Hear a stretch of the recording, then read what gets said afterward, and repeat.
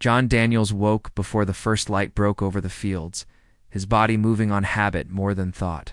Slipped out of bed in the small farmhouse where he lived with his wife Mariah and stepped onto the creaking wooden floor. The air was cool and carried the faint scent of dew and earth. John pulled on his old jeans and a worn work shirt, items he had worn since he traded his Navy SEAL uniform for a farmer's life. His boots made soft thuds on the floor as he made his way to the kitchen. In the quiet kitchen, Mariah stirred oatmeal on the stove. The soft bubbling of oats mixed with the warmth of the morning light streaming through the window. She looked up and smiled when John entered. Her eyes carried the gentle warmth that had first drawn him to her years ago. Mariah had a way of making the simple things in life feel full of promise. Every morning, as she stirred the oats, she hummed a soft tune, and the melody made John feel at home. He kissed her cheek and poured 2 cups of coffee, the steam curling up in lazy loops. John and Mariah sat at the old wooden table, the boards worn smooth by years of family meals. They spoke in low voices, planning the day ahead. John would work in the fields, checking on the new corn shoots and repairing the broken fence by the creek. Mariah would drive into town later to pick up supplies, seeds, nails, and fresh vegetables for dinner. They spoke quietly about small things, the brightness of the morning sun, the promise of rain this weekend, the way their cat, Smokey, had chased a mouse under the porch rail. When breakfast was done, John washed the dishes while Mariah filled a metal pail with warm water. She slapped on an old straw hat and tied her long hair in a braid.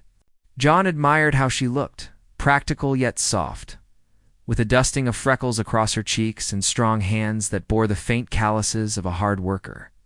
She swung her pack over her shoulder, waved at John, and climbed into the old pickup truck. He walked her to the gate, the gravel crunching beneath his boots, and watched her drive away. Windows down, so her laughter drifted back to him like a blessing.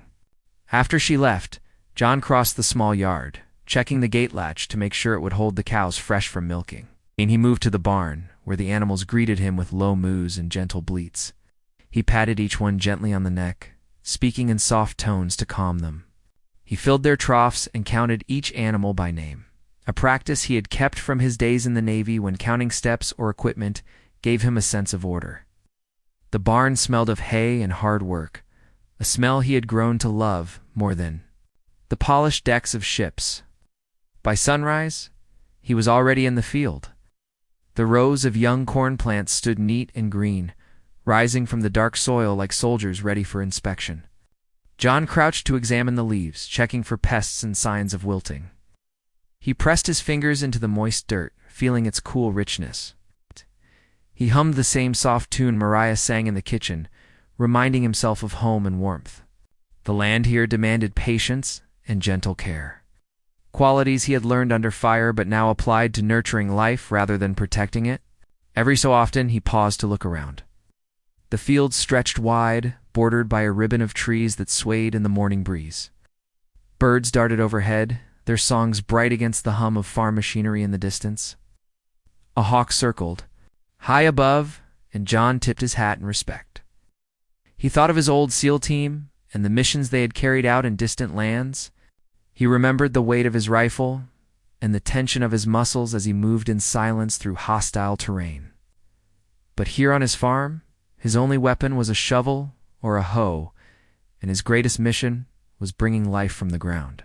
At mid-morning, John walked back toward the farmhouse carrying a coil of new fencing wire over his shoulder, paused at the edge of the field and looked toward the road, expecting Mariah's dusty truck to appear any minute. He watched the horizon, where the road curved through the trees. When he saw the small cloud of dust, his heart lifted. He set down the wire and jogged to the fence gate. Mariah climbed out of the truck with a stack of wooden crates filled with supplies. She smiled at him, breathless from the fresh country air. They worked side by side, their movements in sync. Mariah held the fence post steady while John secured it with a sledgehammer. They spoke in easy conversation about being too gentle with the hammer, and he laughed and promised to show her a trick his grandfather taught him. They paused occasionally to wipe sweat from their brows and sip water from a shared canteen. Nearby, Smokey the cat watched with curious eyes before leaping onto a crate and settling in for a nap. As they finished the last section of fence, John looked into Mariah's eyes and felt a swell of gratitude. She handed him a cold cloth to wipe his neck, and he brushed a crumb of dirt off her cheek. They laughed, imagining how tired they would be tonight, but both knew the satisfaction of honest work would wash away fatigue. Mariah said she could go on a run after supper if he wanted, but John shook his head and said he preferred sitting on the porch and listening to the crickets. After they cleaned up, John hooked the crates into the back of the truck, and Mariah drove them into town to return the empty boxes. On the way, they talked about a neighbor's baby expected any day now, and Mariah slowed the truck so John could admire the wildflowers along the roadside. He reached out of the window and let his fingers brush the petals, smiling at the simple joy of it. When they arrived in town, they greeted the shopkeepers by name, Mr. Harlan at the feed store and Mrs. Carter at the bakery. Everyone here knew John and Mariah, and they all stopped to ask about the farm. By noon, they returned home and unloaded the crates together. Mariah unpacked fresh vegetables, tomatoes, cucumbers, and peppers she planned to roast with herbs from her small garden. John laid out the tools he would need for the afternoon, a hoe for the cornfield, and a pair of pruning shears for the orchard. They ate a light lunch on the porch, a sandwich, each and a glass of iced tea. Mariah leaned her head against John's shoulder as they ate, and John felt the world slow to the peaceful rhythm of their shared life. In the afternoon sun, John walked to the orchard. The peach trees stood in neat rows, their leafy branches heavy with unripe fruit. He examined each tree, removing dead leaves and checking for signs of disease. He worked carefully, his fingers steady, his movements deliberate. He thought of how he had learned to focus on small details during training, when missing one tiny clue could mean danger. Now that same focus helped him nurture the trees, ensuring a good harvest come autumn. Mariah joined him later, carrying a basket of fresh apricots she had bought in town. She offered him one, and he bit into it, the sweet juice dripping down his chin. They paused under the shade of the largest peach tree, enjoying the cool air. Mariah told him about a recipe she wanted to try for peach cobbler, and John promised to dig up fresh mint to add to the butter topping. They talked of summer dances at the community hall and the plans they would make after harvest, maybe a trip to visit John's parents, maybe hosting a big family reunion on the farm. As the sun lowered in the sky, painting the fields gold, John and Mariah finished their day's work. They gathered tools and washed them in the trough near the barn. The animals settled in for the night, and the sky turned a soft pink. John paused at the fence line and watched Mariah walk back to the house, her silhouette framed by the rosy light. He felt a knot of happiness in his chest, stronger than any feeling he had known on distant missions.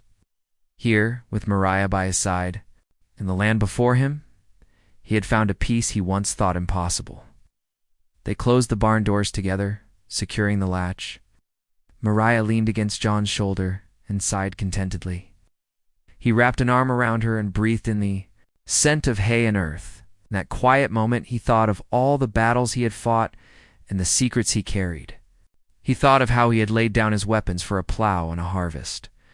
And he thought of Mariah's smile, the gentle strength in her eyes, and the life they had built together. John guided Mariah inside for supper, and the smell of roasted vegetables and fresh bread greeted them. They ate slowly, savoring each bite, sharing stories from the day. After the dishes were done, they sat on the porch swing, the night air cool against their skin. Fireflies flickered in the field beyond, and the soft call of owls echoed in the distance. John held Mariah's hand as they watched the stars appear one by one. When the moon rose high, they went inside and climbed into bed. John lay awake for a moment, listening to Mariah's even breathing. He thought of the promise of tomorrow. Another sunrise over the fields, another day to tend the land and care for his wife. He closed his eyes and let sleep take him, comforted by the gentle rhythms of the farm and the steady presence of the woman he loved. Late that afternoon, Mariah finished her work in the garden and loaded fresh vegetables into the back of John's old pickup truck. She waved as she climbed into the driver's seat. The sky was bright and calm.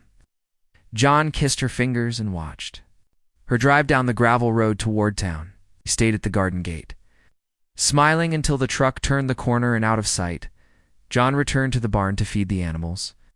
He moved among the cows and goats calmly, but his thoughts stayed with Mariah. He thought about the groceries she would buy: milk, flour, sugar, more seeds for the farm. He thought about the extra loaf of bread she said she might make for supper.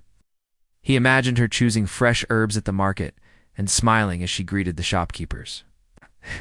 He finished feeding the animals and closed the barn door, brushing straw.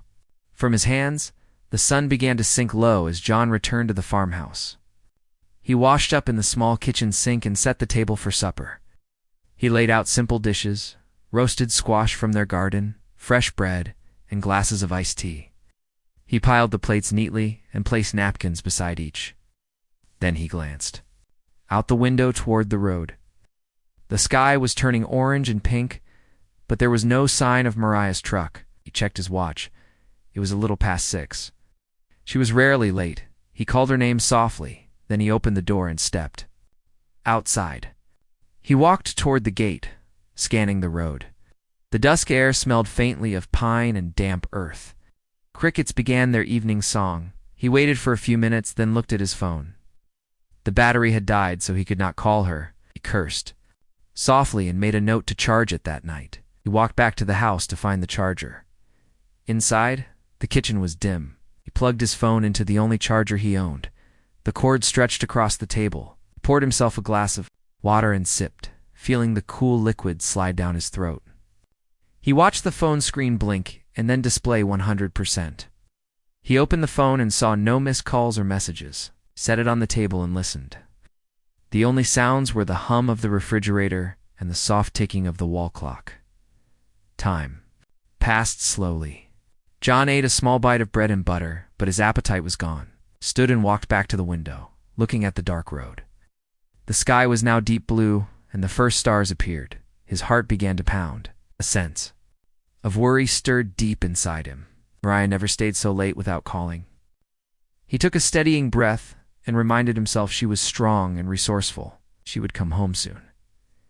He sat back down and tried to read a book, but the words blurred on the page. Set the book aside and watched the clock. The minute hand moved painfully slow. He thought of the small-town store where Mariah shopped, the friendly faces she would know. He thought of crowded aisles and neighbors chatting. He thought of how she always took her time choosing the ripest tomatoes. His chest tightened at the thought that something might have gone wrong. By 9, John's worry turned to fear. He grabbed his phone and walked out of the house. Checking the road again, nothing. He stepped off the porch and scanned the dark fields, hearing his own breath catch in his throat. He called her name, Mariah. His voice echoed over the empty land. No answer. Ran toward the barn and shook the door as if he could shake some clue loose. He checked the fields by flashlight, walking in circles around the farmhouse.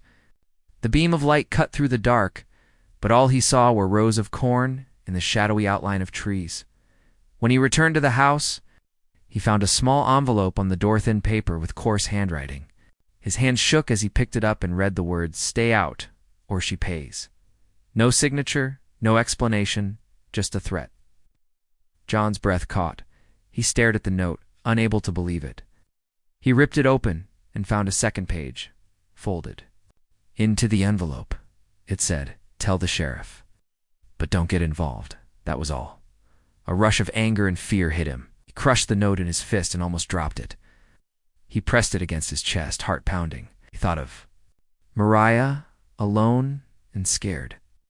He thought of his own past missions, the training, the danger he had faced. He pressed his lips shut to keep from shouting. He held the note as if it burned him. He drove the pickup to the sheriff's office 20 minutes away. His hands gripped the wheel tightly. The gravel road bounced under the tires. In his mind, he replayed every moment since Mariah had left. He cursed himself for letting her go alone. He remembered how he always said, "Stay safe," as she drove away. Now those words felt hollow. At the sheriff's station, he entered the small lobby. Sheriff Lewis looked up from his desk. He was a barrel-chested man with a kindly face and tired eyes. He had known John and Mariah for years. "John," he said, rising from his chair. "What's wrong?" John handed him the note. "They took her," John said, voice low and tight. "They threaten her." Sheriff Lewis read the paper slowly. Frowning, he He put on his coat and told John to sit. He paged 2 deputies and led John into the back room. John followed, hands folded in front of him. In the interview room, Sheriff Lewis leaned forward. "We'll do everything we can." He said, "But this gang you mentioned, they're dangerous. They move fast and know the back roads better than we do." "They'll watch for deputies." John nodded. "I know," he said. "But I have to know where she is." His voice was calm, but his eyes were fierce. Sheriff Lewis studied him. He saw something in John's face that concerned him. He cleared his throat. "John, you're no ordinary farmer. I know you served seals, right?" He said the word carefully, as if naming a ghost. "You're good at finding people." John felt a rush of heat in his face. He closed his eyes for a moment. He did not want to draw on that side of himself.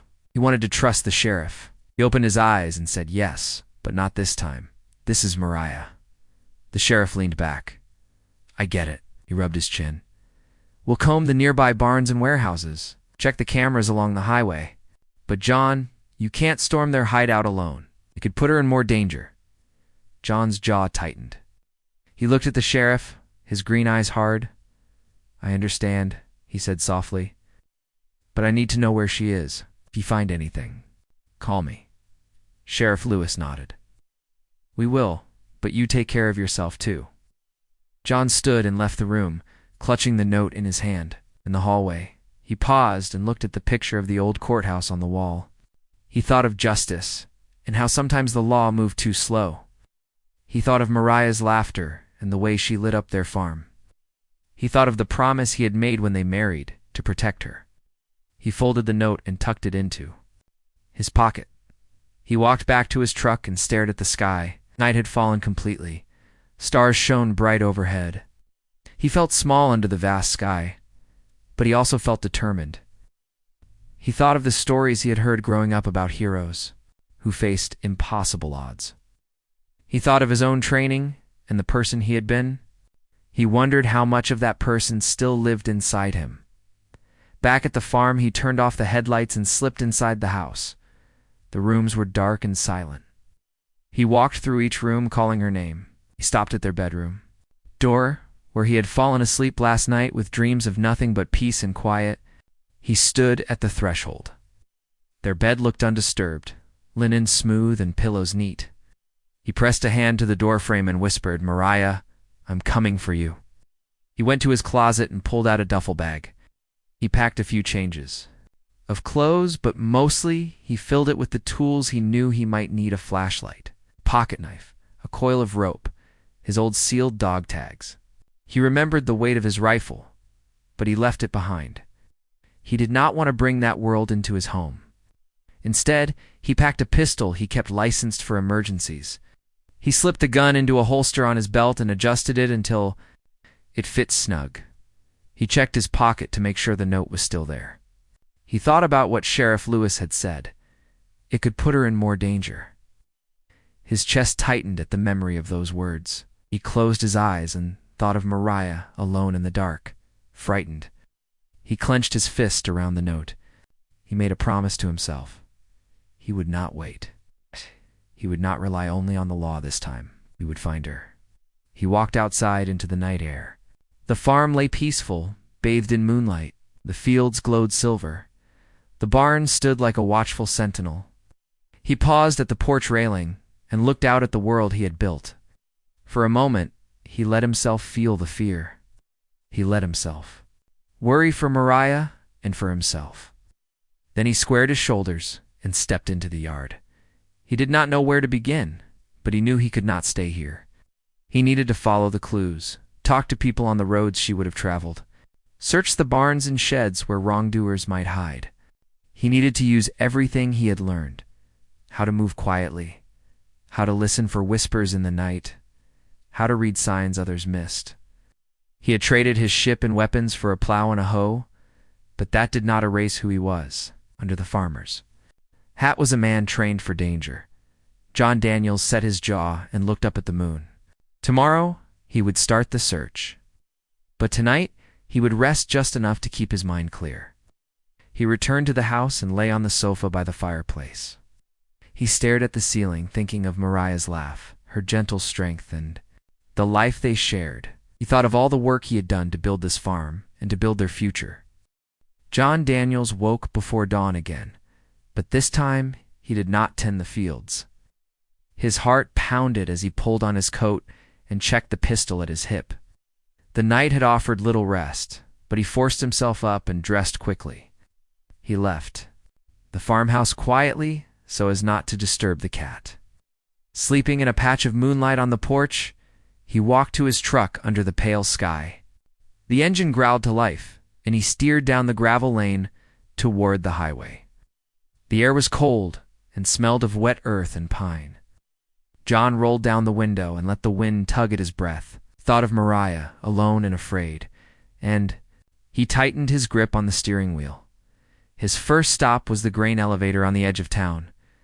He pulled into the dusty lot as the first light painted the horizon pink. A young truck driver in a cap stood by his rig, sipping coffee from a paper cup. John climbed down and cleared his throat.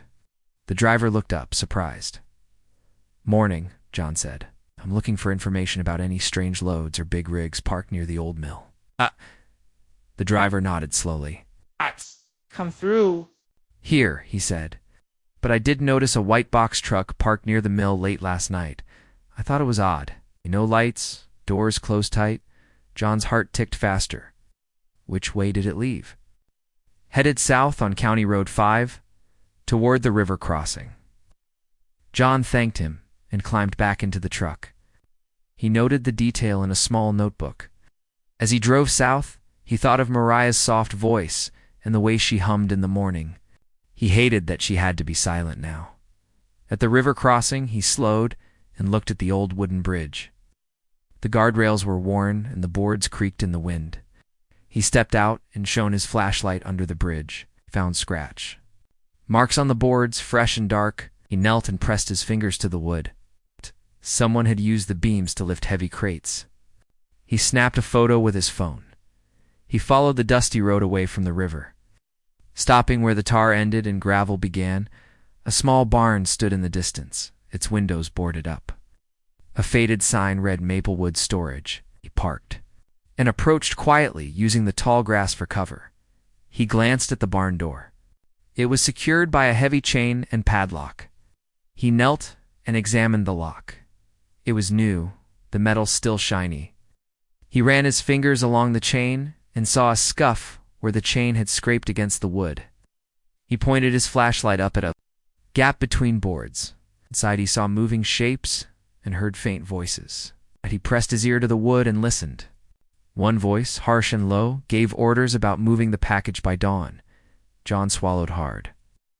That had to be Mariah. He stepped back quietly and considered his next move. Could not storm in alone now. Too many unknowns. He needed more information. He drew a quick sketch of the barn and noted its features. Then he slipped back to his truck and headed for the sheriff's office. At the station, Sheriff Lewis looked tired but alert when John entered. John placed the photograph of the barn and the scratch marks on the desk. "This is where they might be holding her," John said. "Maplewood Storage, on County Road 5. The sheriff studied the photo. "This is private property," he said. "We need a warrant." John nodded.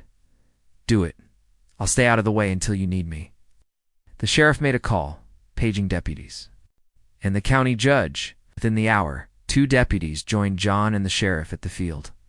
They crept through the tall grass toward the barn, flashlights off, weapons drawn. John hung back as the team reached the door, watched as the sheriff and deputies pushed the padlock loose and slipped inside. John stayed hidden behind an old grain silo. He could hear muffled shouts and footsteps. After a tense moment, the sheriff emerged, leading Mariah by the arm. Her face was pale but unbroken.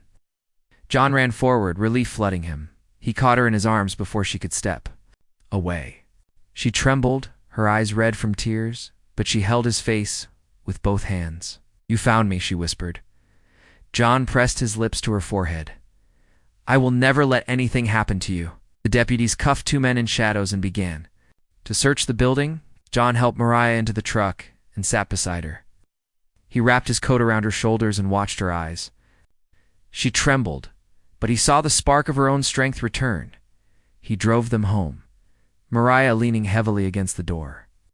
In the truck's cab, she told him what she remembered. A white truck had blocked her path on the way out of town. She stepped out to see what was wrong, and they grabbed her before she could scream. They blindfolded her and bound her hands. She was locked in a crate for hours. She heard voices talking about money and threats. She thought they might hurt her if John came alone. John listened in tense silence, holding her hand. When she finished, he kissed it. "You were brave," he said. "I'm so proud of you." Back at the farmhouse, neighbors gathered in quiet groups. Word had spread that the sheriff found Mariah. They brought blankets, food, and gentle smiles. John carried Mariah inside and helped her to the sofa. She leaned back, exhausted, but she managed a small smile at the neighbors. John thanked everyone and returned to the barn. He knelt by the wooden wall where he had pressed his ear days before. He placed both hands on the boards, feeling the grain of the wood and every scar on its surface. He remembered that moment of helplessness, and he vowed never to let it happen. Again, he stood and looked up at the sky. The sun was high now, bright and warm. He thought of the fields he would tend soon, the corn that needed weeding, the fence he would repair. But today, he gave himself to being with Mariah, to holding her and making sure she was safe. In the following days, John and Mariah moved slowly. They ate light meals and walked together among the fields. Mariah rested in the shade of a tall oak, and John sat beside her, brushing a stray hair from her face. He listened as she talked about the sky and the birds, as if relearning the simple joys of the farm. They planted seeds together in the garden, tomatoes and squash. Mariah pressed her fingers into the soil, feeling the cool earth and the promise of growth. John watched her and felt peace return bit by bit. He showed her the scratches on the barn door and talked her through the plan he had made with the sheriff. She nodded, trusting his calm mind and steady hand. When the sheriff released the men who had held her, John stood at the edge of the courthouse steps. He saw the fear in their eyes, and he saw justice in the judge's face. The men were charged and taken away. Mariah did not want to see them again. She turned to John and wrapped her arms around his waist. He hugged her and whispered that it was over. That evening, the couple sat on the porch, watching fireflies light up the fields. Mariah leaned her head on John's shoulder and closed her eyes. He held her close. A gentle breeze rustled the cornstalks. The air smelled of honeysuckle and rain from a storm long past. John took Mariah's hand and pressed it to his chest. His heart slowed to a steady beat. He whispered again, "I will always protect you." She opened her eyes and smiled. That moment, they both knew that no darkness could overcome the light they shared. And on the farm, surrounded by the land they loved, they began to heal together. John Daniels waited until the moon was high before he set out again. His heart beat in steady time as he slipped from the farmhouse, dressed in dark clothes and carrying only what he needed. He kept to the shadows, moving quietly past the barn, and toward the small forest that bordered his property. He knelt by the edge of the trees and followed as best he could the notes he had made from the sheriff's search. The gang used an old lumber mill a few miles east, a place long abandoned, except by squatters. He moved through the woods on hands and feet, silent and low. The trees stood tall, their leaves whispering in the soft night wind. Fireflies blinked in the darkness, but John paid them no heed. His focus was on the faint glow of a lamp ahead, a single yellow light flickering through cracks in rotting boards. He recognized the shape of the building from his sketch. 2 stories tall, broken windows sealed with plywood. A wide platform out front where logs had once been loaded onto trucks. John swallowed past the lump in his throat. I thought of Mariah, trapped inside her gentle voice, silenced by fear. He tightened his grip on the pistol at his side, not to fire unless he had to, but to keep balance. He moved closer, using the underbrush as cover. When he reached the platform, he crouched behind a stack of old timber beams. He peered through a crack in the boards covering a window and saw 2 guards lounging on wooden crates. One held a cigarette.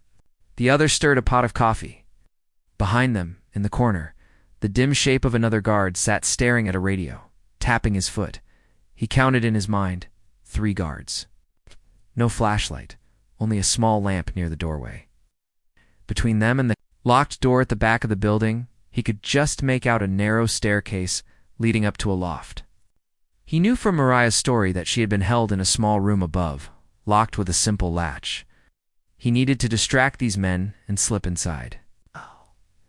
Without raising an alarm, he waited until the guard by the radio turned his back and tapped. On the speaker, John reached into his jacket pocket and pulled out a small electronic device, a noisemaker he had fashioned from a broken speaker and batteries. He set it on the ground a few feet to the left of the platform and pressed the switch. The device emitted a soft crackle, like static on a radio. The man at the radio spun around, startled, and stood up, eyes wide. "What was that?" he muttered, stepping toward the noisemaker. The other 2 guards turned their heads. John waited until they were all focused on the small device. Then he slipped from his hiding place and circled around the corner of the building. He heard the guards cursing, shoving at the device, but none noticed the movement along the wall. John reached the back door, crouched low, and found the padlock used to seal it earlier. He had brought bolt cutters, and in a few quiet snips, the lock fell open. He opened the door just wide enough to slip inside and closed it softly behind him. His eyes adjusted to the darkness. He stood in a narrow hallway, boarded walls on each side, the air smelling of sawdust and damp wood. He moved toward the staircase, careful to keep quiet. He climbed the stairs 1 step at a time, listening for voices. Above, he heard Mariah's soft whimpers and the sound of her breath. His pulse quickened. He paused at the top of the stairs and peered around the corner. The loft was lit by a single bare bulb hanging from the ceiling. Mariah sat on the edge of a small cot, hands bound, a thin blanket around her shoulders. Her eyes lifted when she saw him, relief and worry mixed on. "Her face, John," she whispered. "Is it really you?" He stepped forward, kneeling beside her. "It's me," he said softly. "I'm here to get you out." He reached for the knife at his belt and cut the ropes binding her hands. She rubbed her wrists and looked toward the door. He shook his head. "Not yet," he said. "To be quiet until I clear the guards below." He scanned the loft. A narrow window high on the wall looked out over the platform below. He pointed toward it. "That window leads to the roof. It opens just enough for 1 person. You can slip through it, but you must be careful, there's broken glass." She nodded, eyes bright with trust. He watched as she stood, wincing slightly. Where the ropes had rubbed, he gently helped her to her feet. He looked back at the stairs, could hear the guard at the radio returning to his post, still puzzled by the noise outside. John took a deep breath and reached into his pocket for a small vial of chloroform he had carried. He rolled it between his fingers and then uncorked it, pressing the cloth end into shape. He stepped forward and placed a gentle hand on the guard's shoulder. The man turned, surprised, and John held the cloth to his face, counting silently as he watched him drift into unconsciousness. He lowered him gently to the floor. He moved quickly to the next guard, the one stirring coffee. He crept up behind the crate and 1, 2, 3 pressed the cloth to the guard's mouth and nose. The man slumped without a sound. John laid him down and wiped his forehead. Only 1 guard remained on the platform above, the one who had been on lookout earlier. He turned toward John when he heard a faint thud behind him. John raised the pistol, pointed it at the man's foot, and pulled the trigger. The warning shot ricocheted off the metal roof and sparked a small flame under the lamp. The guard dropped to his knees, hands raised. John stepped forward, his voice calm but firm. "1 step and I fire again," he said. "Stay where you are." God nodded, eyes wide with fear. John holstered the pistol and moved past him, toward the door leading to the loft. Listening for any alarm bells or calls. There were none. He opened the door and slipped through, closing it softly behind him. Mariah stood waiting, face pale in the bulb's glow. John reached for her hand. "Are you okay?" he asked. She nodded, tears in her eyes. "I'm okay," she whispered. "You found me." He helped her slip through the window, careful to avoid the glass. She winced, but managed to climb halfway out onto the roof. He climbed next, pulling himself. Up through the small opening, he crouched beside her, guiding her across the sloping metal sheets. They moved slowly toward the edge where the roof met a rear entrance platform. John lifted Mariah down first, then dropped lightly beside her. They crouched in the dark corner where the building's shadow mixed with the forest's edge. "Keep your head low," he whispered. He led her around the back, keeping to the shadows of the nearby trees. They reached the metal gate that separated the mill from the old hardwood forest. John used a small key he had taken from the farmhouse gate and snapped it into the lock. With a soft click, the gate swung open. They slipped through, into the trees, and closed the gate behind them. They moved silently toward the edge of the woods. Mariah leaned against a tree, breathing hard. John knelt beside her, pressing a gentle hand to her back. "You did great," he said. "We're almost there." She nodded against his shoulder, grateful for his strength. They emerged from the tree line onto a grassy field. In the distance, the lights of the farmhouse shone like beacons. John glanced back once to make sure no one followed. The night was still, the only sound, the soft rustle of grass in the breeze. He helped Mariah across the field, keeping one arm around her waist to support her when they reached the driveway. John saw the sheriff's patrol car gliding in silently behind them. Sheriff Lewis stepped out with 2 deputies, their flashlights off. The sheriff walked forward, eyes on John. "We got tips about trouble at the mill," he said quietly. "Thought you might need help." John nodded and squeezed Mariah's hand. Sheriff Lewis turned to Mariah. "Are you all right?" he asked. She nodded, voice shaky. "Yes, sir. Thanks to him." The sheriff looked at John with respect. "You did good," he said. "Let's get you both home." They climbed into the patrol car and drove slowly, back down the gravel road. Mariah leaned her head against John's shoulder through the window. He reached across and kissed her forehead. She smiled, the first real smile since the night began. He wrapped his arm around her and held her close, feeling the rhythm of her heartbeat against his chest. When they returned to the farm, neighbors stood quietly by the fence, waiting with lanterns and blankets. They cheered softly when they saw John and Mariah step from the car. Mariah raised her hand in a small wave, her eyes shining with relief. John stepped forward, pulling her close. He whispered in her ear, "Welcome home." They walked together toward the front porch where their cat Smokey waited, meowing softly. Mariah knelt and stroked the cat's fur, tears of joy falling onto its head. John smiled and stood beside her, looking out at the small crowd of friends and neighbors. Lifted Mariah into his arms and carried her up the steps onto the porch. The porch light shone warmly on them as they stood there, together and safe. John set Mariah down gently. She wrapped her arms around his neck and rested, her head against his chest. He held her tightly, feeling the weight of fear lift away. The neighbors handed them blankets and ushered them inside to warm up. The sheriff tipped his hat and said quietly to John, "Good work tonight." John nodded, too tired for words. Turned to Mariah and offered his hand. She took it, and together they stepped into the warm light of their home. The door closed softly behind them, leaving the darkness outside. Inside, the soft glow of the kitchen light welcomed them back to safety. And as they walked down the hall, John whispered once more, "I will always find you." John Daniels woke before the sun on the morning after Mariah's rescue. He lay still for a moment, listening to the soft sound of her breathing beside him. The farmhouse was quiet, but the air felt full of new life. He slipped out of bed and dressed quickly, pulling on his worn jeans and a clean shirt. He paused at the window and looked out at the fields, golden in the early light. Today was harvest day, and the crops were ready. He tiptoed back to their bedroom, careful not to wake Mariah. She stirred and opened her eyes, smiling when she saw him. "Good morning," she whispered. "Were you thinking about the corn?" John nodded and brushed a kiss against her forehead. "Harvest day," he said softly. "I thought you might like to watch." Mariah sat up, stretching and rubbing sleep from her eyes. "Love that," she said. She swung her legs over the side of the bed and stood, wincing slightly at the bruises on her wrists. John walked to her side and offered her his arm. She took it, leaning on him as they walked down the hallway together. In the kitchen, the smell of fresh coffee filled the air. John poured 2 cups and handed one to Mariah. They drank in companionable silence for a few moments.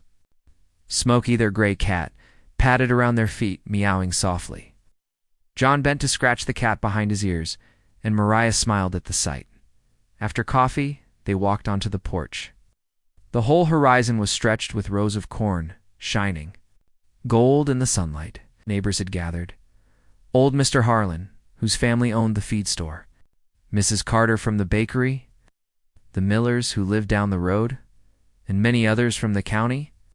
They stood by the tractors and combines, greeting each other and waiting for the first cut.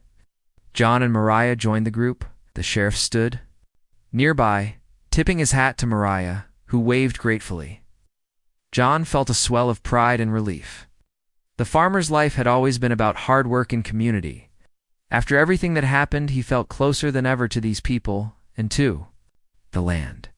A low hum grew as the tractors fired up. The farmers climbed into their machines, and the engines roared to life. John led Mariah to the edge of the field. She leaned on the fence, watching as the first combine moved forward. Its wide blades sliced through the tall stalks, leaving neat rows of chopped stubble behind. The machine shook slightly with each movement, but it ran smoothly. Mariah reached for John's hand. "It's beautiful," she said, her eyes bright. He squeezed her hand and nodded. "It is," he agreed. He remembered how Mariah had helped him plant these seeds months ago, her hands pressing each kernel into the earth. Now, her labor and his had grown into this sea of gold. They watched the combine work, the farmer steering carefully to avoid missing any stalks. A wagon driven by Mr. Harlan followed close behind, ready to collect the grain. As the wagon filled, Mr. Harlan's son climbed down and waved at the couple. Mariah waved back, her smile growing wider. Next came the tractor driven by Mrs. Carter's husband, pulling a wagon full of children from the huddle. The children cheered and waved, faces lit with excitement. They loved Harvest Day nearly as much as the adults did. Joy and John found himself laughing too. After an hour, the combines slowed for a rest. The farmers shut off their engines and climbed down. Mariah stepped away from the fence and approached the group. People greeted her with warm hugs and pats on the back. Mrs. Carter handed her a plate of fresh biscuits. "You look like you could use this," she said with a wink. Mariah accepted the plate gratefully. She bit into a warm biscuit, butter melting in the center. The taste reminded her of home and safety. She closed her eyes, savoring each bite. John stood back, watching her among their friends, felt a deep sense of protection and of love, stronger than anything he had known. He thought of the night he had risked everything to save her and felt a knot of emotion in his chest. Walked over and wrapped his arms around her. She leaned into him, resting her head on his shoulder. They stayed like that for a moment, surrounded by neighbors and the soft hum of conversation. Then Sheriff Lewis approached with 2 cups of coffee. He handed one to John and raised his cup in a quiet salute. "To your wife," he said, "and to a safe harvest." John raised his cup too.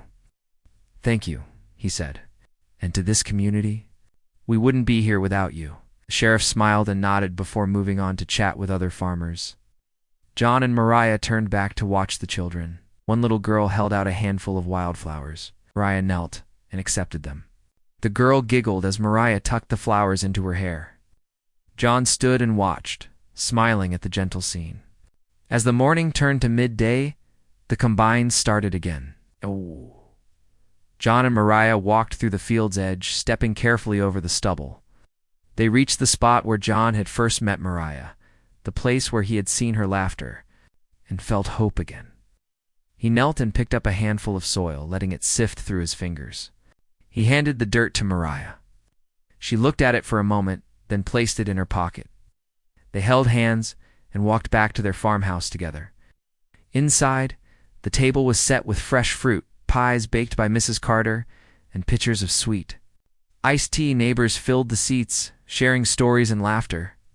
John served plates of roast chicken, vegetables from the garden, and bread fresh from the oven. Mariah moved among the tables, offering thanks and exchanging hugs. After lunch, the sheriff stood and tapped a spoon against a glass. The room quieted. He looked at John and Mariah, his expression warm. "I want to say a few words," he said. "This community stands together in good times and bad. When Mariah was taken, John trusted us and we did all we could. But he also showed us what it means to have courage and love. Today we celebrate not just a good harvest, but the strength of family and neighbors." To John and Mariah, the room burst into applause. John felt his eyes sting with emotion. He stood and lifted Mariah onto his shoulders, turning so everyone could see her. She raised her arms in triumph like a queen. The applause grew louder, and the neighbors cheered. John set her down gently and bent to kiss her. She smiled through tears. Later, as the sun began to lower, the crowd thinned. People gathered there. Dishes and said their goodbyes, leaving John and Mariah with a quiet house. Crickets began to sing, and the sky turned soft pink and purple. John and Mariah walked out onto the porch and sat on the swing. They held hands in the fading light. Mariah rested her head on John's shoulder and sighed contentedly. "Today was perfect," she said. John kissed her hair, as he agreed. "But it's just the beginning." She looked up at him, her eyes shining. "I know we'll be safe now," she said, "'cause we have each other and our friends." He nodded and wrapped an arm around her. "Yes," he said, "and I'll always protect you." They sat together until the stars appeared.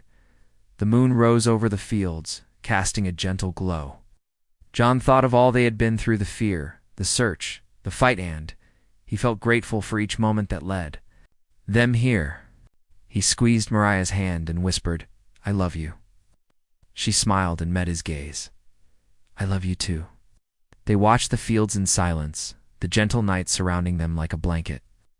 The farm was at peace once more, and so were they. In the quiet of that evening, John and Mariah knew that their love and their community would guide them through every tomorrow, no matter what came next.